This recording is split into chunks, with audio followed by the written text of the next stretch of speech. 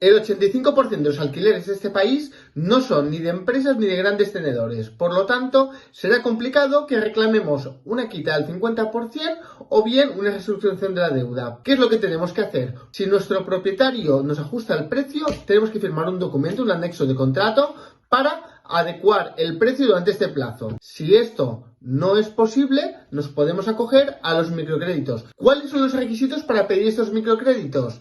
Principalmente estar afectado por un ERTE, estar en el paro o no superar 3 veces el IPREM en la unidad familiar. Si tienes un hijo, personas a cargo o sois familia monoparental, son otras condiciones, pero eso ya es otro tema. ¿Dónde se solicita? Se solicita en la sede electrónica del SEPE. Allí te pedirán una serie de documentos y lo podrás acabar de completar con tu móvil.